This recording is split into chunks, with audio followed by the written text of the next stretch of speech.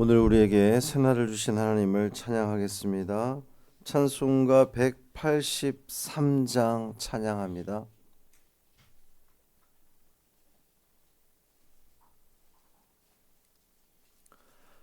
찬송 183장. 빈들의 마른 풀같이 찬양함으로 새벽 기도회를 시작하겠습니다. 빈들의 마른 풀같이 시들은 나의 영혼, 주님이 약속한 성령 간절히 기다리네. 가물어 메마른 땅에 단비를 내리시듯 성령의 단비를 부어 새 생명 주옵소서. 반가운 빗소리 들려 산천이 춤을 추네. 봄비로 내리는 성령 내게도 주옵소서.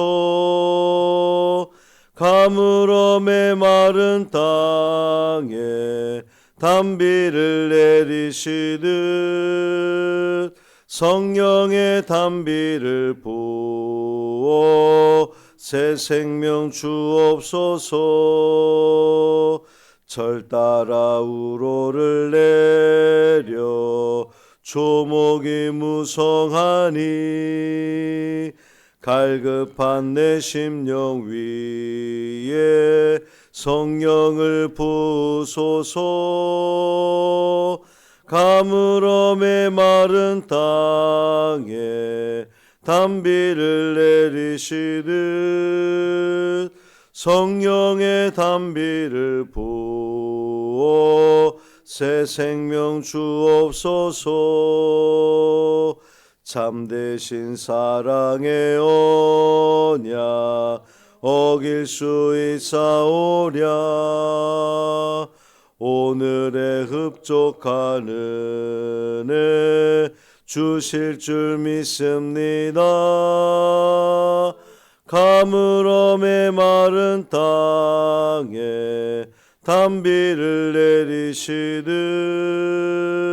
성령의 단비를 부어 새 생명 주옵소서. 아멘.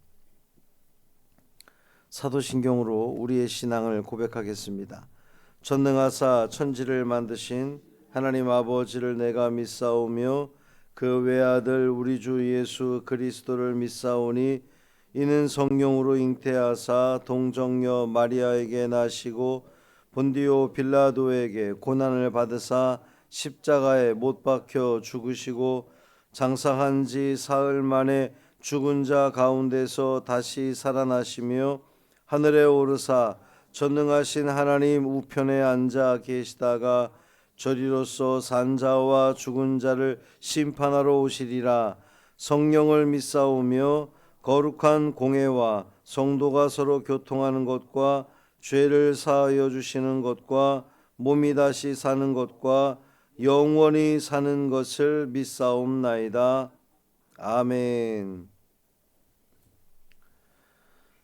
마가복음 12장 1절부터 12절까지 말씀입니다.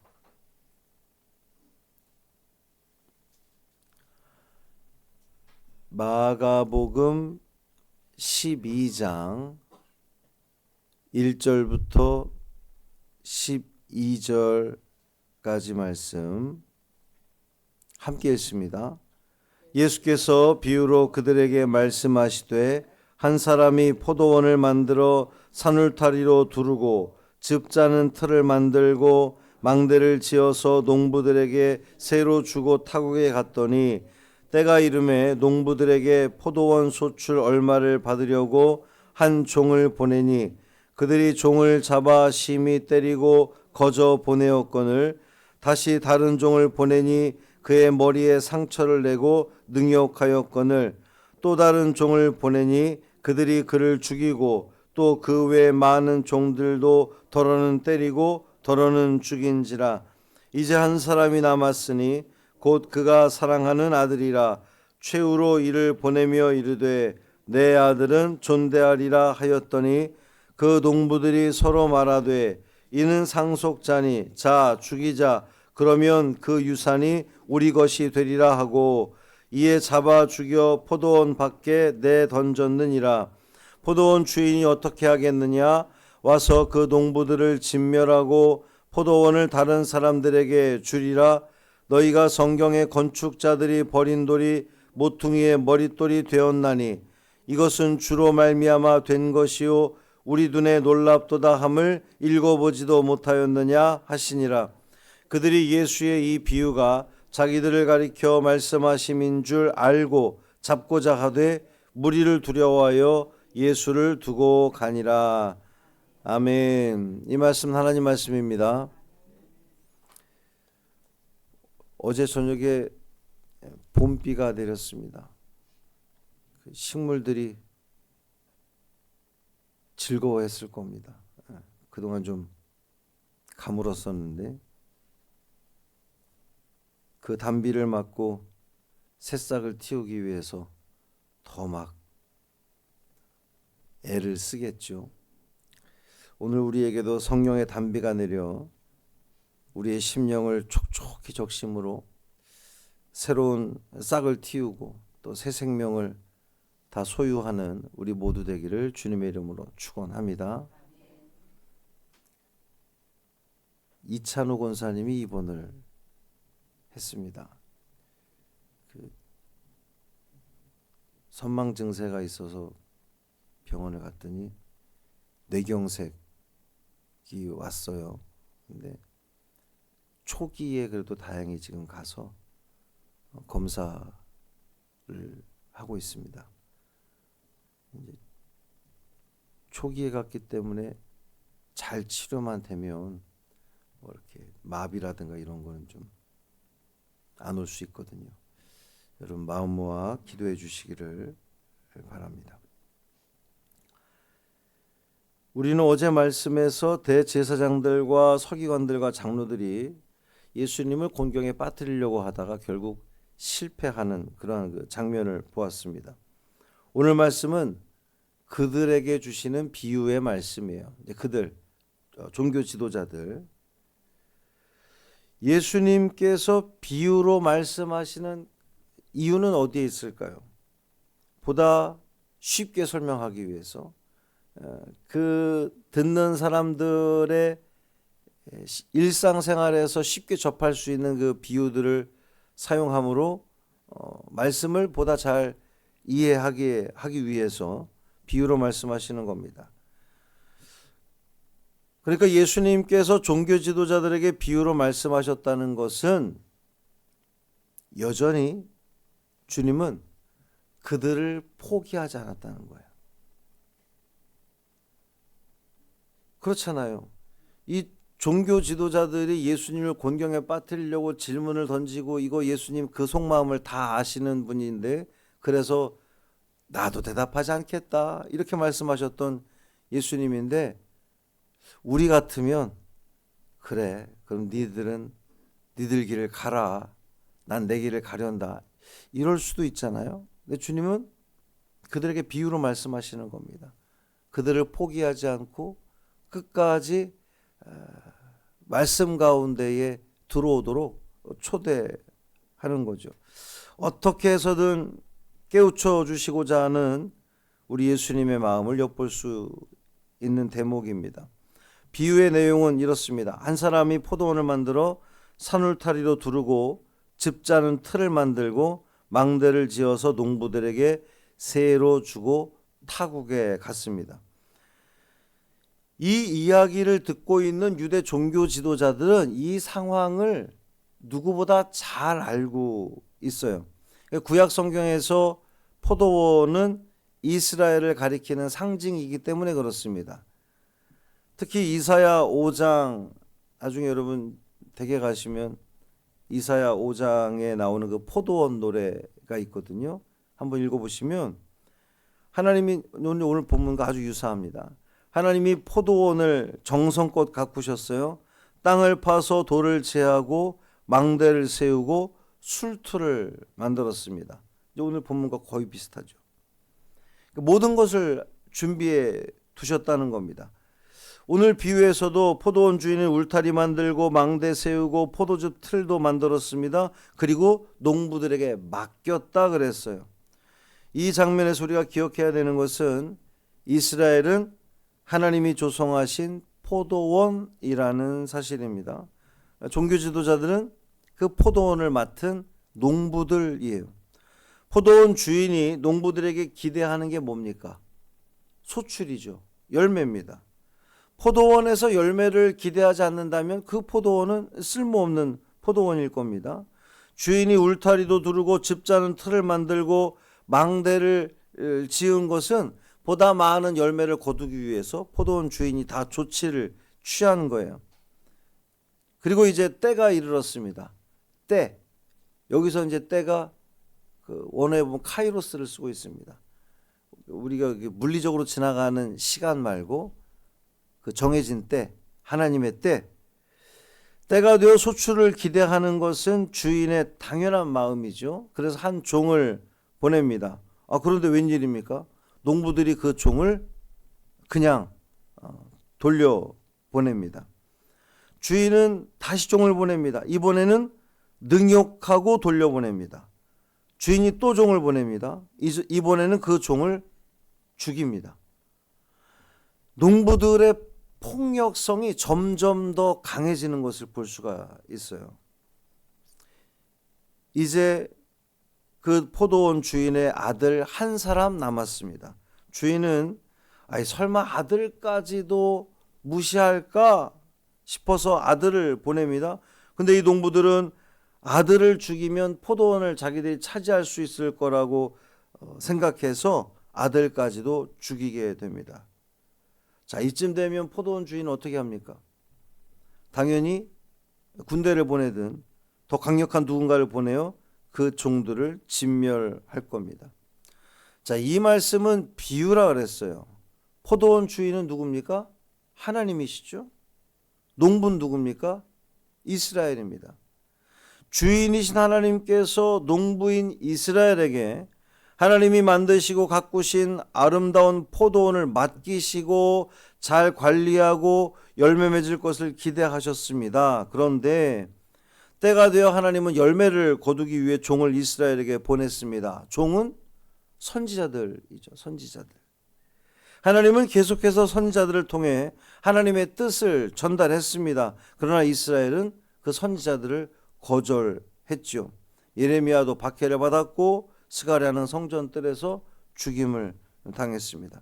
하나님은 계속 선지자들을 보내셨습니다. 그러나 그들은 계속 그 선지자들을, 하나님의 종들을 거부했습니다. 왜 그랬습니까? 포도원을 자기 것이라고 착각했기 때문입니다.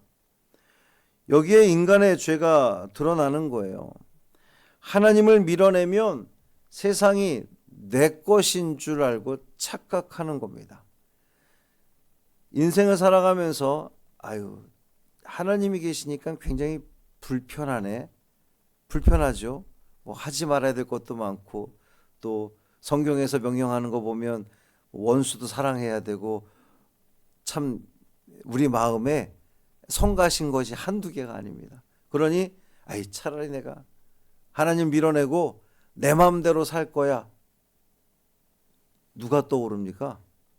아담과 하와가 떠오릅니다. 눈이 밝아져서 세상이 다 자기 것 될 줄 알고. 근데 여러분, 하나님 밀어내면 어떻게 됩니까? 결과는 우리가 우리 인생을 결코 책임질 수 없습니다. 급기야 주인의 아들까지도 잡아 죽여 포도원 밖으로 던져버립니다. 이제 포도원 주인의 선택은 하나뿐입니다. 포도원을 살리기 위해서 계속해서 그 포도원에서 열매를 맺으려면 나쁜 이 농부들을 진멸하는 겁니다. 오늘 말씀은 하나님 나라의 원리를 보여주는 겁니다. 하나님이 맡긴 것을 하나님을 위해 돌려드리지 않는다면, 하나님께 돌리지 않는다면 결국 다 빼앗기고 성 밖으로 쫓겨나가 슬피 울며 이를 갈 일이 있을 겁니다. 자, 이 비유의 말씀을 들은, 이 비유를 누구한테 한 거라 했습니까? 유대 종교 지도자들. 그 비유의 말씀을 들은 이 종교 지도자들은 어떻게 해야 했을까요? 자기들에게 주시는 말씀이니까, 우리가 잘못 살았구나, 우리가 이렇게 그동안 선지자들을 거부해 왔구나, 잘못하다간 우리가 그 마지막 아들까지도 죽일 수 있겠구나. 아직 아들을 죽이지 않은 상태니까 회개했어야 합니다.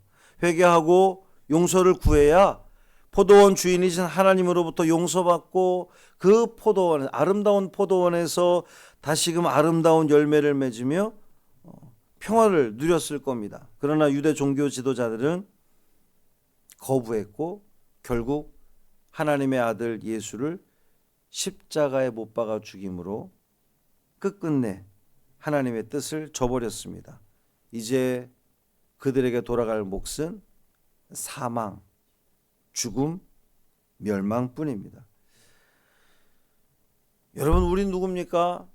우린 포도원 주인입니까? 아니면 포도원을 포도원이 맡겨진 농부입니까? 우리의 시간, 우리의 삶, 우리의 가정, 우리의 교회, 사실 내 건 하나도 없습니다. 모두 다 하나님이 맡기신 포도원입니다. 우리가 사는 길은 그 포도원에서 최선을 다해 열매 맺기 위해 애를 쓰는 겁니다.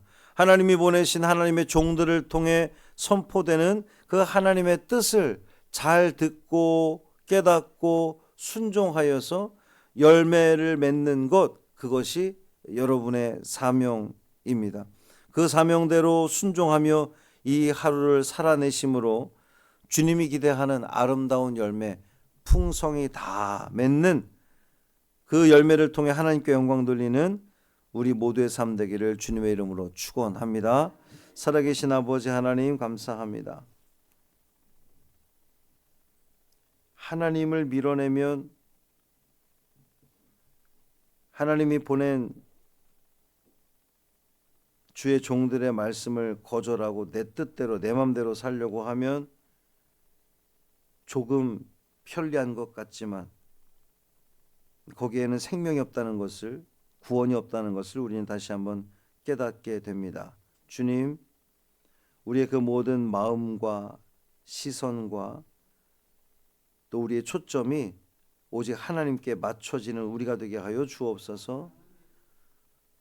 하나님은 끊임없이 지금도 주의 종들을 통하여 우리에게 말씀하시고 때로는 경고하시고 때로는 축복해 주시는데 그 말씀들을 우리가 거절하지 않고 나를 살리기 위한 하나님의 뜻임을, 하나님 말씀임을 깨달아 그 말씀에 순종하는 삶을 살아감으로 아름답고 풍성한 열매를 맺는 우리 모두 되게 하여 주옵소서.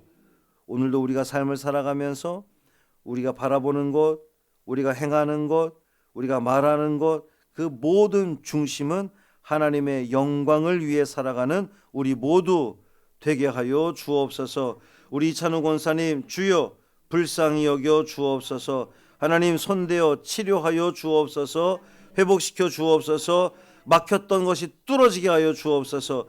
건강을 회복하여서 더욱더 또렷한 정신으로 주의 성전에 올라와 하나님을 찬양하며 하나님을 예배하는 귀한 은혜를 누리게 하여 주옵소서. 이 한 달의 삶을 온전히 주님께 맡기기를 원하며 우리 주 예수 그리스도의 이름으로 축복하며 기도합니다. 아멘. 하늘에 계신 우리 아버지여, 이름이 거룩히 여김을 받으시오며 나라가 임하시오며 뜻이 하늘에서 이루어진 것 같이 땅에서도 이루어지이다. 오늘 우리에게 일용할 양식을 주시옵고 우리가 우리에게 죄 지은 자를 사하여 준 것 같이 우리 죄를 사하여 주시옵고 우리를 시험에 들게 하지 마시옵고 다만 악에서 구하시옵소서.